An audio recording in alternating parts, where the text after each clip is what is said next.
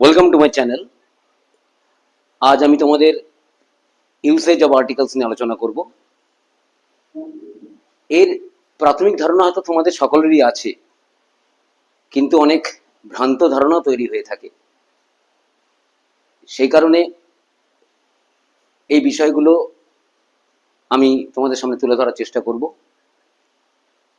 এবং বিষয়টা এই যে তোমরা ছোটবেলা থেকে এগুলো শিখেছো, ইউসেজ অফ আর্টিকেলস শিখেছো, তার প্রাথমিক ধারণাগুলো তোমাদের সব আছে, কিন্তু বিশেষ কিছু জায়গা যেগুলো সাধারণত আমরা ভুল করে থাকি এবং আমাদের একটা ভ্রান্ত ধারণা তৈরি হয়ে থাকে, সেগুলোই আমি তোমাদের কাছে পরিষ্কার করব। আমি চলে আসি আজকের পাঠে, টুডেজ লেসন আমাদের। আমি দেখতেই পাচ্ছ লেখা আছে usage of articles today's lesson. তো articles are of two types.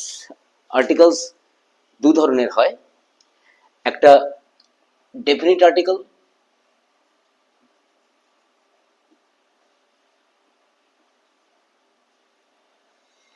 আর একটা ইনডেফিনিট আর্টিকেল।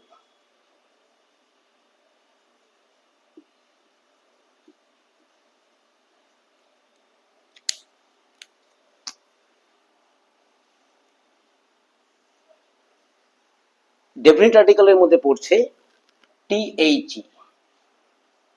এটা দুভাবে উচ্চারিত হয়, that should be pronunciated in two forms or two types, the অথবা দ্য।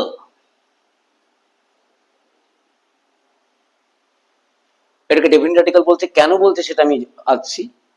আর ইনডেফিনিট আর্টিকেলের মধ্যে পড়ছে এ এবং অ্যান। এগুলো তোমরা জানো, এগুলো তোমরা জানো। এবার বিষয়গুলো হচ্ছে,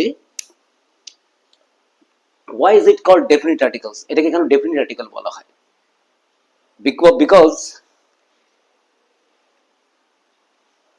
বিকজ এটা পার্টিকুলারাইজ করে এবং এটা ডিফাইন করে। ইট ডিফাইন্স অর পার্টিকুলারাইজেস সামথিং। কোনো কিছুকে ডিফাইন করে অথবা পার্টিকুলারাইজ করে। আর এটাকে ইনডেফিনিট আর্টিকেল বলা হচ্ছে এ এবং অ্যান কে, because it doesn't define or particularize anything. কোনো কিছুকে সে ডিফাইন অথবা পার্টিকুলারাইজ করে, বিশেষিত করে না বা সংজ্ঞায়িত করে না। তো এই যে টিএইচই দি বা দা, এই উচ্চারণটা কোথায় কি হয় সেটা প্রথম আমাদের জানা প্রয়োজন। যখন টিএইচই কোন শব্দের প্রথমে বসছে, শুরুতে বসছে, এবং সেই শব্দের প্রথম বর্ণটা, the first letter of the word, if it is consonant, so THE should be pronunciated as the. THE টা the এর মতো উচ্চারণ হবে, the, not the, the. R if it is placed before a word that has a vowel as the first letter, যদি কোনো শব্দের প্রথম বর্ণতে vowel থাকে, সেই ভাওয়েলের প্রথম বর্ণ ভাওয়েল সম্পন্ন শব্দের ক্ষেত্রে আমরা টিএইচ এর উচ্চারণটা দি করব। যেমন দ্য ওয়ার্ল্ড, কিন্তু দি আর্থ, দি আউল, দ্য টাইগার। ঠিক আছে, এই উচ্চারণগত দিকটা প্রথম আমরা ঠিক করলাম, কারণ এটা আমরা হামেশাই ভুল করি। এরপরে চলে আসি, আমরা জানি যে সাধারণভাবে টিএইচ এর ব্যবহার কোথায় হয়, সেগুলো তোমরাও জানো। সাধারণ ধারণাগুলো আছে যে গোটা বিশ্ব ব্রহ্মাণ্ড বা পৃথিবীতে যা কিছু একটা আছে, কোনো প্রপার নাউনের আগে place, excepting place or the name of a person, অর্থাৎ কোনো জায়গার নাম বাদ দিয়ে অথবা কোনো ব্যক্তির নাম বাদ দিয়ে সাধারণত পৃথিবীতে যা কিছু একটা, তার আগে আর্টিকেল বসে। সে বিশ্বব্রহ্মাণ্ডে তুমি সূর্য, পৃথিবী, যে কোনো গ্রহ উপগ্রহ যা কিছু থাকুক না কেন সেগুলোর আগে দা বসে। আমরা জানি এটা দ বা দি। আমি বলেছি দুভাবে উচ্চারণটা হয়। যেমন ভাবে শব্দটা থাকবে, যার প্রথম লেটার, ফার্স্ট লেটারটা যদি ভাওয়েল হয় তাহলে দি উচ্চারণ হবে, ফার্স্ট লেটারটা কনসোনেন্ট হলে দ উচ্চারণ হবে। এরপরে চলে আসি যে এটা ছাড়া আর কোথায় টিএইচ এর উচ্চারণগুলো হয়। এটা আমি প্রথমে বলে নিচ্ছি, কারণ এই জায়গাগুলো খুব বেশি ভুল হয়। অর্ডিনাল নাম্বারের ক্ষেত্রে, অর্ডিনাল নাম্বার বলতে সংখ্যাবাচক, যেমন first, second, third, fourth, fifth, এগুলো আগে টিএইচই বসে, দ্যাট ইজ দি বা দা বসে। কিন্তু যদি সেটা কোনো রোমান নোটেশন হয় তাহলে সেক্ষেত্রে কিন্তু আর টিএইচই বা ডিএইচির ব্যবহার হবে না, দি বা দ এর ব্যবহার হবে না। রোমান নোটেশন বলতে কিরকম, যেমন ধরো রিচার্ড 6, অত ব্যবহার করা হলো রিচার্ড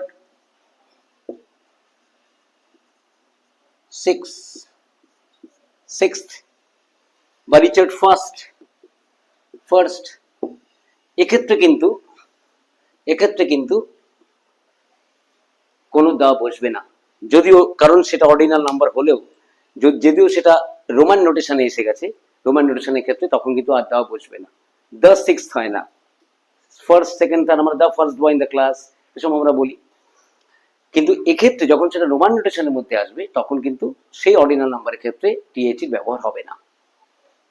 আরেকটি বিষয় সেটি হচ্ছে যে অ্যাবস্ট্রাক্ট নাউন, মেটেরিয়াল নাউনে ব্যবহারটা চলেই যাচ্ছে, এখন মেটেরিয়াল নাউন খুব একটা মেটেরিয়াল নাউন হিসাবে পরিগণিত হয় না, কারণ ওটা কমন নাউনের মধ্যেই চলে যাচ্ছে। মেটেরিয়াল টার্মটা আস্তে আস্তে ক্রমশ অবসোলেট হয়ে যাচ্ছে, অপ্রচলিত হয়ে যাচ্ছে। অ্যাবস্ট্রাক্ট নাউনের ক্ষেত্রে, অ্যাবস্ট্রাক্ট নাউন মানে আমরা জানি that renders a feeling, something that has a feeling only, that has no figure, অর্থাৎ যার সেটা শুধুমাত্র অনুভূতি আছে কিন্তু তার কোনো রূপ বা মূর্তি বলে কিছু নেই। ওই জন্য অ্যাবস্ট্রাক্ট শব্দের বাংলাই হচ্ছে বিমূর্ত, বিমূর্ত, মূর্তি নেই যার, কোনো রূপ নেই যার। সে কারণে এই যে অ্যাবস্ট্রাক্ট নাউনগুলো আছে, যেমন ধরো অনেস্টি, লাভ, ফ্রেন্ডশিপ, এই সমস্ত, অনেস্টি, লাভ, ফ্রেন্ডশিপ,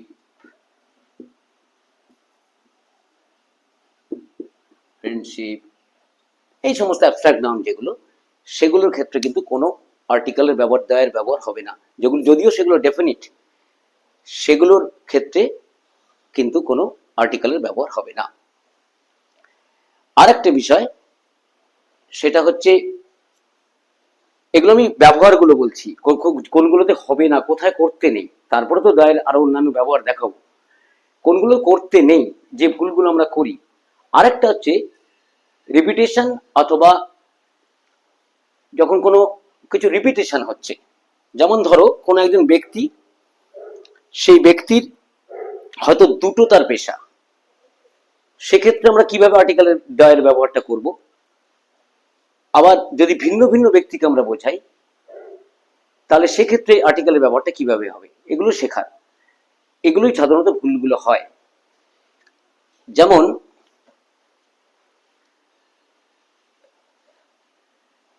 যেমন ধরো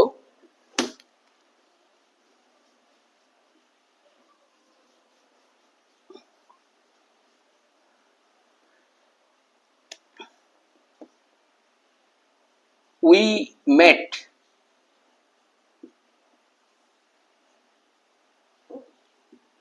the president, যদি এমন হয়, ধরো president of the club,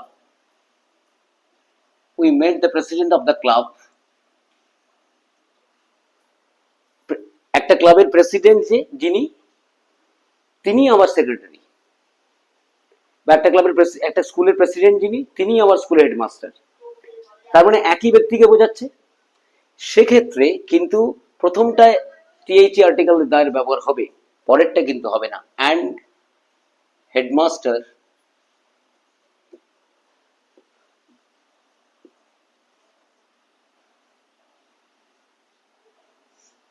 president and headmaster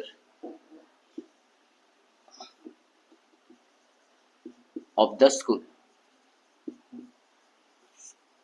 যখন আমরা দেখব ব্যক্তি একজনই, তার দুটো পদ, ঠিক আছে, সেক্ষেত্রে কিন্তু আর্টিকেলের ব্যবহারটা একবার হবে, প্রথমবার। কিন্তু যদি দুজন ব্যক্তি দুটো পদে থাকে, সেক্ষেত্রে কিন্তু দুটোর ক্ষেত্রেই যদি আমরা এখানে ব্যবহার করতাম we mate the president and the headmaster of the school, তাহলে যিনি প্রেসিডেন্ট তিনি আলাদা একজন ব্যক্তি, হেডমাস্টার আলাদা একজন ব্যক্তি, এটা বোঝাবে। আর যখন একই ব্যক্তিকে বোঝাবে, হয়তো তিনি দুটো পদে আছেন, তখন প্রথমবার আর্টিকেলের ব্যবহারটা হবে, পরের বার কিন্তু আর হবে না, এটা খেয়াল রাখতে হবে। আরেকটি বিষয় বলি, আরো ছোট ছোট দু একটা বিষয় আছে, ঠিক আছে।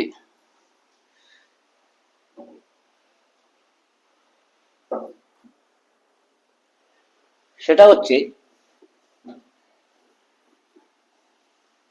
দেন আর ব্যবহার গুলো, সেটা হচ্ছে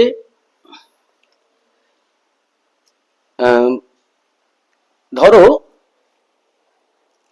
দুটো বাক্য আমি দেখাচ্ছি, দুটো বাক্য, সে দুটো বাক্যের ক্ষেত্রে ব্যবহারগুলো কিভাবে হতে পারে বা তার অর্থই বা কি বোঝায়। আমি দুটো বাক্য নিচ্ছি, যেমন ধরো বললাম I am going to market, আর একবার বললাম I am going, oh sorry sorry sorry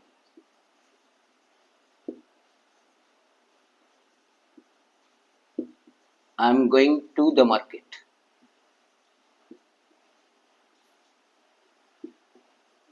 দুটো বাক্যের অর্থ কি একই, বা দুটো বাক্য কি একই কিছু বোঝাচ্ছে? না। যখন আমরা বলছি I am going to market, তার মানে এখানে আমার একটা উদ্দেশ্য আছে, আই হ্যাভ অ্যান অবজেক্ট, আমার একটা উদ্দেশ্য আছে। Either I am going to market to buy something or to sell something, হয় আমি বাজারে যাচ্ছি কিছু বেচতে বা কিনতে। আর যখন আমি বলছি I am going to the market, এর অর্থ হচ্ছে I am going towards the market, আমি বাজারের দিকে যাচ্ছি। তার অর্থ কিন্তু কিছু উদ্দেশ্য নিয়ে আমি যাচ্ছি না, বাজারের দিকে যাচ্ছি,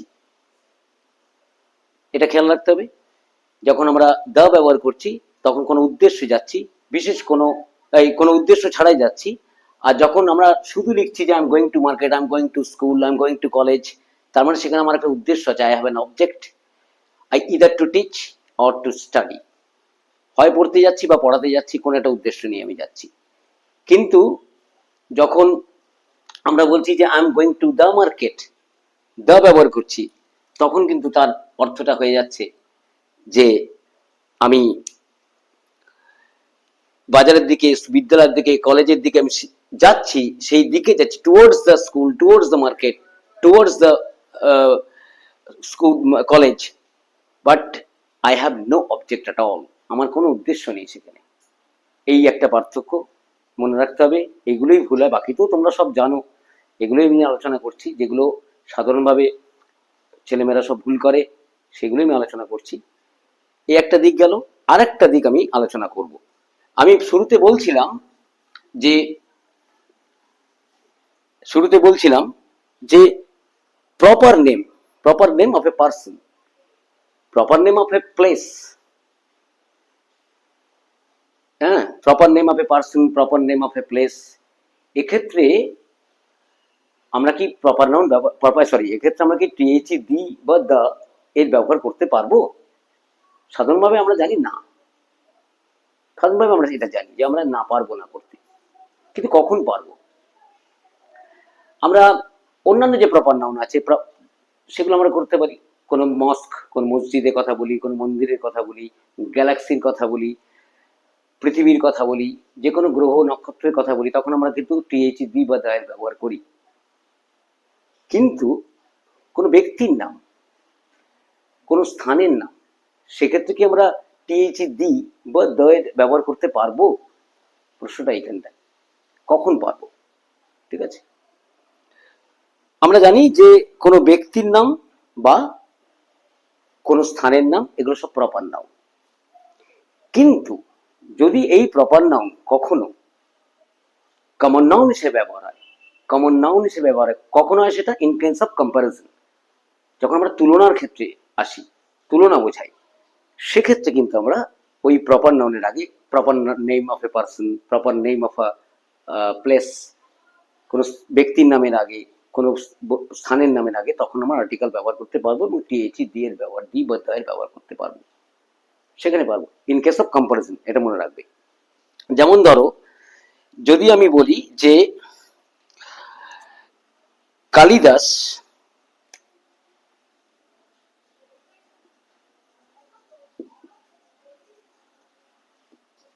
was the Shakespeare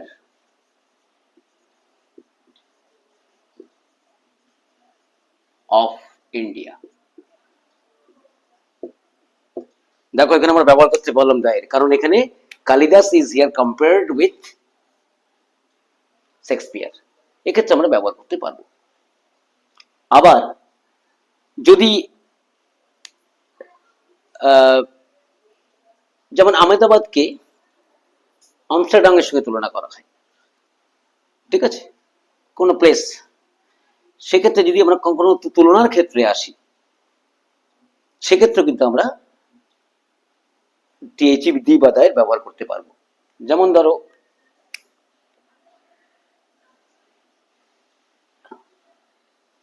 Ahmedabad is the Manchester city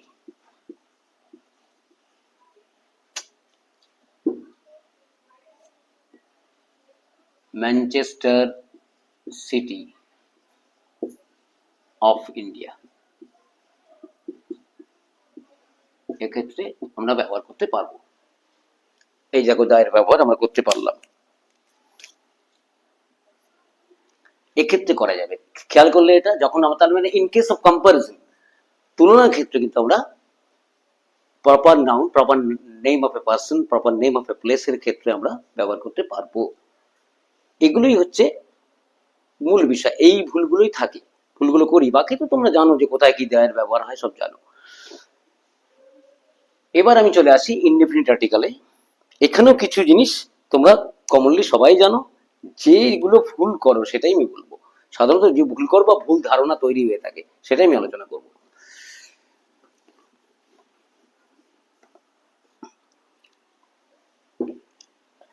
আমি কি বলেছি ইনডিপেন্ডেন্ট আর্টিকেল? ইনডিপেন্ডেন্ট আর্টিকেল মানে it doesn't define or particularize anything, it doesn't define or particularize anything, এটা কোনো কিছুকে সংজ্ঞায়িতও করে না, বিশেষিতও করে না, সেই কারণে দেখি ইনডেফিনিট বলা হয়। ইনডেফিনিট মানে অনির্দিষ্ট, পার্টিকুলারাইজ করছে না, ডিফাইন করছে না, সেই কারণে, ঠিক আছে। এবার এ অ্যান এর ব্যবহার আমরা খুব সাধারণভাবে সবাই জানি, এ কোথায় ব্যবহার হয়, অ্যান কোথায় ব্যবহার হয় জানি, ঠিক আছে। এবং এই এ অ্যান এর ব্যবহার যথাযথভাবে করতে গেলে আমাদের, আমরা জানি যে vowel that is considered to be স্বরবর্ণ and the consonants are considered to be ব্যঞ্জন বর্ণ। স্বরবর্ণ এবং ব্যঞ্জন বর্ণ হিসেবে ধরা হয়। এইখান থেকে কিছু জিনিস শেখার আছে আমাদের, সাধারণত যে ভুলগুলো আমরা করি। আমরা জানি এর ব্যবহার কোথায় হয়, in case of consonant it is placed before a word that has a vowel that has a consonant as its first letter। কোন শব্দের প্রথম বর্ণ হিসেবে যদি আমরা দেখি কোনো কনসোনেন্ট আছে, সেই কনসোনেন্ট থাকলে তাহলে সেক্ষেত্রে আমরা এর ব্যবহার করি। এবার প্রশ্নটা হচ্ছে, ভাওয়েল জানো তোমরা কি হয়, এই আই ইউ সবাই জানো। কনসোনেন্ট 19টা কনসোনেন্ট আর দুটো সেমি ভাওয়েল, 19টা কনসোনেন্ট, দুটো সেমি ভাওয়েল ডাব্লিউ এবং ওয়াই, বাকিগুলো সব কনসোনেন্ট, ঠিক আছে। বাংলায় ব্যঞ্জন বর্ণের সঙ্গে একটা তুল্যমূল্য ব্যাপার করা হয়, কিন্তু ওভাবে দুটো ভাষা তো আর মিঙ্গল আপ করা যায় না। আমরা চেষ্টা করব খুঁজে নেওয়ার, কিভাবে কার মধ্যে কতগুলো সম্পর্ককে খুঁজে বের করতে পারি, এটাই হচ্ছে কাজ। এবং মাতৃভাষার মধ্যে দিয়ে যে কোনো ভাষাকে যদি আমরা শিখতে পারি, তাহলে সেটা আমার সার্থক শেখা হবে, এটা খেয়াল রাখবে। এবারে তাহলে এর কথা বলছি আমি, আমি বললাম যে কোনো শব্দের প্রথম বর্ণ যদি কনসোনেন্ট হয় তাহলে সেক্ষেত্রে এ বসে, এটা তোমরা সবাই জানো। এবারে যে ভুলটা করো সবাই, যে কোনো শব্দের প্রথম বর্ণ কনসোনেন্ট থাকলেও অ্যান বসে, কোন ক্ষেত্রে বসে? তাহলে আমরা কনসোনেন্ট নিয়ে কথা বলছি মূলত।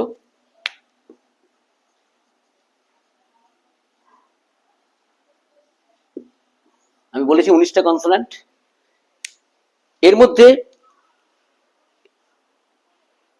কি বললাম, কোন শব্দের প্রথম বর্ণ কনসোনেন্ট থাকলে তাহলে এ বসে। তাহলে কোন ক্ষেত্রে কনসোনেন্ট, কোন শব্দের প্রথম বর্ণ বা ফার্স্ট লেটার কনসোনেন্ট থাকা সত্ত্বেও অ্যান বসবে, এটাই শেখার। ঠিক আছে, দুটো ক্ষেত্রে হয়। যদি কোনো শব্দের first letter despite being a consonant is not pronunciated, অর্থাৎ যদি কোনো শব্দের প্রথম বর্ণ কনসোনেন্ট হওয়ার সত্ত্বেও উচ্চারিত না হয়, সাইলেন্ট থাকে, এরকম কিছু কিছু ওয়ার্ড আছে যেখানে শব্দের প্রথম বর্ণ কনসোনেন্ট হওয়া সত্ত্বেও সেই কনসোনেন্টটা উচ্চারিত হয় না, সাইলেন্ট থাকে, পরবর্তী ভাওয়েলটা উচ্চারণ হয়। যেমন আমরা জানি কিছু কিছু শব্দ, যেমন অনেস্ট, আওয়ার, অনারেবল,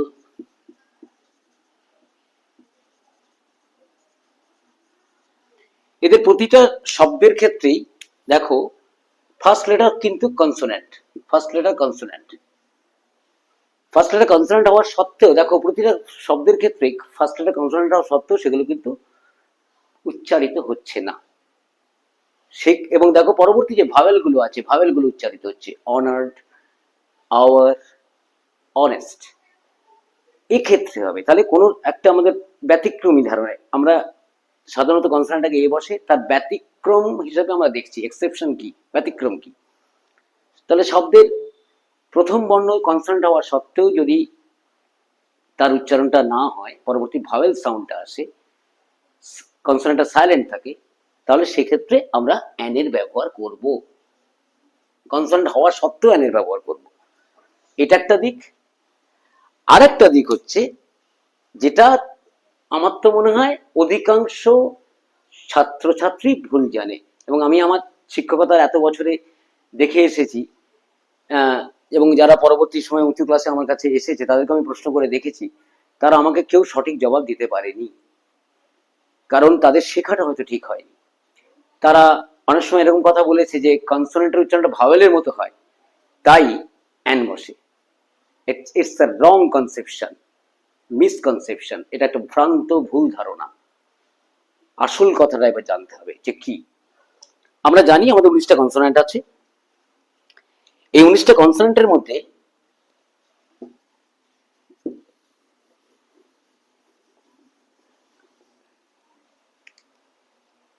কতগুলো কনসোনেন্ট আছে, যেমন এফ, এইচ,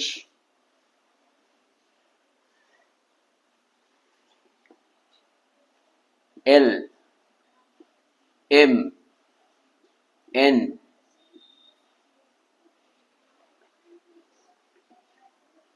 আর, এস এবং x.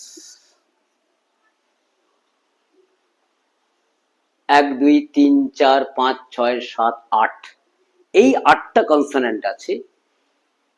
If they R প্রনাউন্সিয়েটেড singularly, যদি তাদেরকে এককভাবে উচ্চারণ করা হয় আলাদা করে, কারণ সব বর্ণ যখন শব্দের সঙ্গে অন্যান্য বর্ণের সঙ্গে মিশে গিয়ে শব্দ তৈরি করে, তখন তার নির্দিষ্ট তার উচ্চারণটা হারিয়ে যায়। অনেক ক্ষেত্রে হয় এমন, শব্দ তৈরি করে। আমি যদি এফ দিয়ে ফ্যান বলি, ফ্যান্টাস্টিক বলি, ফ্যান্টাসি বলি, তাহলে এফ এর উচ্চারণ আমি আলাদা করে পাচ্ছি না। আমি এইচ দিয়ে যদি হরিবল বলি, আমি এস দিয়ে যদি হন্টেড বলি, এইচ এর উচ্চারণ আমি আলাদা করে পাচ্ছি না। আমি এল দিয়ে যদি লুনেটিক বলি, আমি এল দিয়ে যদি লুনাস বলি, আমি পাচ্ছি না এল এর উচ্চারণ। এম দিয়ে, প্রতিটা ক্ষেত্রেই একই ব্যাপার। কিন্তু যদি এই লেটারগুলো কখনো এককভাবে উচ্চারিত হয়।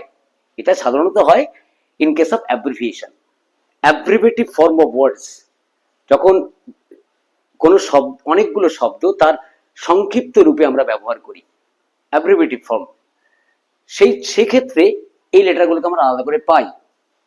এবং সে তখন যদি প্রথম বর্ণটা, ফার্স্ট লেটারটা এইগুলো থাকে, এইগুলো, এবং এগুলো আলাদা করে এককভাবে উচ্চারিত হয়, একক আলাদা আলাদাভাবে উচ্চারিত হয়, এফ আলাদা করে এফ, এইচ, এল, এম, এন, আর, এস, এক্স। এবার বলবে কেন এগুলো? এর কারণ হচ্ছে, এগুলো দেখো আমাদের বাংলার বর্ণমালার ক্ষেত্রে ব্যঞ্জনবর্ণ স্বরবর্ণের সাহায্য নিয়ে যে উচ্চারিত হয়, ইংরেজির ক্ষেত্রে তাই কনসোনেন্ট ভাওয়েলের সাহায্য নিয়ে উচ্চারিত হয়। কিন্তু বাংলার ক্ষেত্রে যখন ব্যঞ্জনবর্ণ তৈরি হচ্ছে, স্বরবর্ণগুলো সব পরে উচ্চারণ হয়। দেখো ক, ক, খ, গ, ঘ, সব পরে। ইংরেজির ক্ষেত্রেও তাই, এই 8টা বাদ দিয়ে বাকি 11টাতে ক্ষেত্রে সব ক্ষেত্রেই ভাওয়েলটা পরে উচ্চারিত হয়, একা একা উচ্চারণ করলে, এককভাবে উচ্চারণ করলে। কিন্তু এই লেটারগুলো উচ্চারণ করতে গেলে যদি তুমি সলিটারিলি অথবা সিঙ্গুলারলি প্রোনাউন্সিয়েট করো, উচ্চারণ করো, তাহলে দেখবে যে প্রথমে ভাওয়েল সাউন্ড আছে। দেখো এফ, এফ, প্রথমে ভাওয়েল সাউন্ড স্বরবর্ণ, পরে ফ, ব্যঞ্জনবর্ণ পরে। এইচ, প্রথমে ভাওয়েল সাউন্ড, প্রথমে স্বরবর্ণের সব উচ্চারণ, তারপরে চ। এল, এখানেও তাই, প্রথমে ভাওয়েল সাউন্ড, স্বরবর্ণের সব উচ্চারণ, তারপরে কনসোনেন্ট চ, তারপরে ল। এম, এরকম করে এম, এন, আর, এস, এক্স, এইরকম যদি আলাদা করে উচ্চারণ হয়, তাহলে কখনো বলবো না যে কনসোনেন্টটা ভাওয়েলের মতো উচ্চারণ হয়। এটা ভুল ধারণা, ভুল ধারণা, ভুল ধারণা। এটা বহু ছেলেমেয়ের মধ্যে এই ধারণা ঢুকে বসে আছে। কথাটা মোটেও তা নয়। কথাটা হচ্ছে যে এই যে 8টা লেটার, এই 8টা লেটার আলাদা করে উচ্চারণ করলে এদের আগে আমরা ভাওয়েল সাউন্ড পাচ্ছি, বাকিগুলো ক্ষেত্রে হচ্ছে না। তুমি দেখো বি না, সি না, বি, বি হর্ষই স্বরবর্ণ পরে উচ্চারিত হচ্ছে, ঠিক আছে? অন্যান্য ক্ষেত্রেও তাই দেখতে পাবে। শুধুমাত্র এই 8টা লেটার উচ্চারণ করতে গেলে, একা একা উচ্চারণ করতে গেলে, সলিটারি উচ্চারণ করতে গেলে, সিঙ্গুলারলি উচ্চারণ করতে গেলে আগে আমরা ভাওয়েল সাউন্ড পাচ্ছি। তাই এই রকম বর্ণবিশিষ্ট কোনো বর্ণ সমষ্টি যদি আমরা কোথাও দেখি, তাহলে বলবো, মনে রাখবো যে আমরা অ্যান ব্যবহার করব। অ্যান, যেমন ধরো একটা ডাক্তারি ডিগ্রি আছে, FRCS, এফ দিয়ে বলি, FRCS, FRCS, এর আগে কি বসাবো? এফ, কনসোনেন্ট তো এটা, কিন্তু এফ উচ্চারণ করতে গেলে আমরা আগে ভাওয়েল সাউন্ড পাচ্ছি, এফ, তাই এখানে আমরা অ্যান বসাবো। এরকম করে এইচ, এল, এস। আমি আর একটা উদাহরণ দিচ্ছি, ধর এস দিয়ে, তুমি যখন পুরো এস বলছো, এস, এস ডি ও, SDO, এ পুরো কথা আমরা জানি, সাব ডিভিশনাল অফিসার, ঠিক আছে?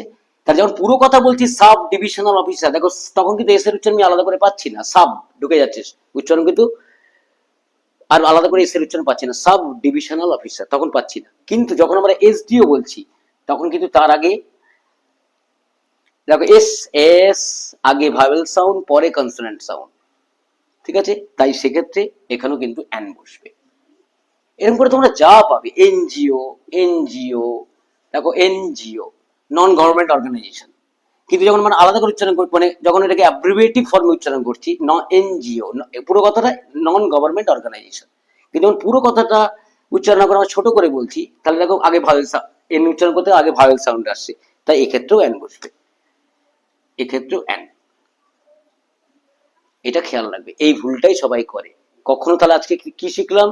যে কখনোই বলবো না কনসোনেন্টটা ভাওয়েলের মতো উচ্চারিত হচ্ছে, বলবো এই সমস্ত বর্ণগুলো একা একা উচ্চারণ করতে গেলে, এককভাবে উচ্চারণ করতে গেলে আগে ভাওয়েল সাউন্ড আসে, ঠিক আছে? স্বরবর্ণের উচ্চারণটা আগে আসে, সেই কারণে এখানে অ্যান বসে, ঠিক আছে? আর একটা বিষয়, এটা ব্যতিক্রম গুলো বললাম, আর একটা এর ব্যতিক্রমটা বলবো, এই অ্যানের ব্যতিক্রম বলবো, সরি।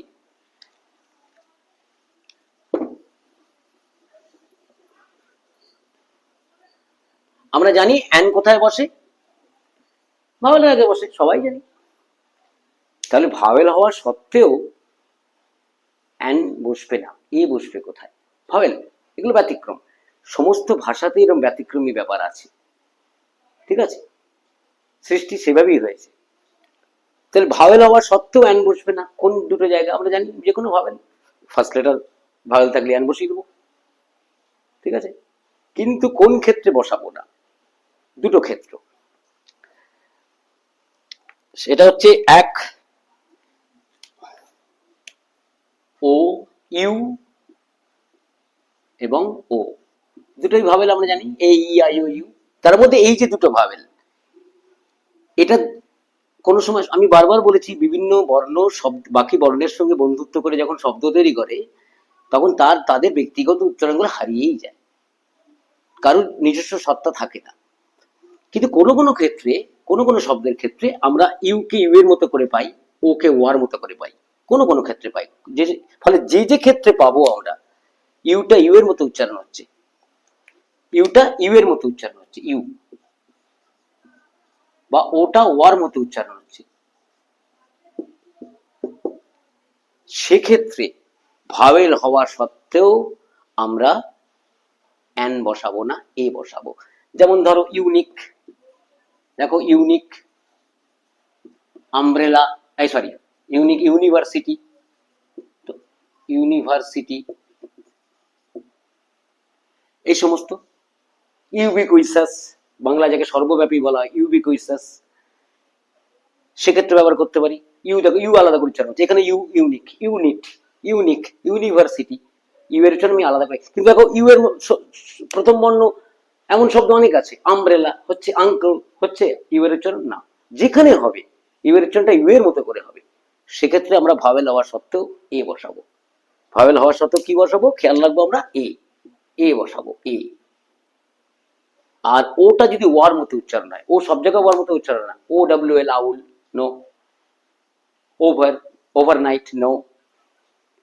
কিন্তু যখন ওয়া মানে ওয়ান, ওয়ান হলো ওয়ান্স, এই সমস্ত ক্ষেত্রে ওয়ান, ওয়ান, দেখো ওয়া উচ্চারণ আছে, সেক্ষেত্রে আমরা ভাওয়েল হওয়া সত্ত্বেও কিন্তু এ বসাবো। ওই জন্য a one night dear, not an one night dear, a one night dear, ঠিক আছে? ভাওয়েল হওয়া সত্ত্বেও আমরা এ বসাবো, ঠিক আছে? আজকের পাঠ এইটুকুই। আমি পরপর বিভিন্ন দিনে বিভিন্ন কিছু নিয়ে আসবো। আমি খুব ছোট জায়গা থেকে শুরু করলাম, ছোট একদম বেসিক গ্রামার থেকে শুরু করলাম, এই কারণে এটা আমার বিভিন্ন ছাত্রছাত্রীর অনুরোধ। তারপর আমি আস্তে আস্তে যাব, এরপরে আমি থেসরাস বা শব্দ ভান্ডার নিয়ে অনেক আলোচনা করব, এবং ক্লাস 6 to 12 ওয়েস্ট বেঙ্গল বোর্ডের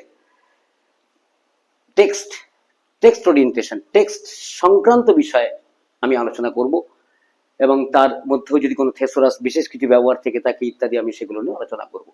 তোমরা পরপর দেখতে থাকো, আমি এরপরে আসতে থাকবো। Good bye.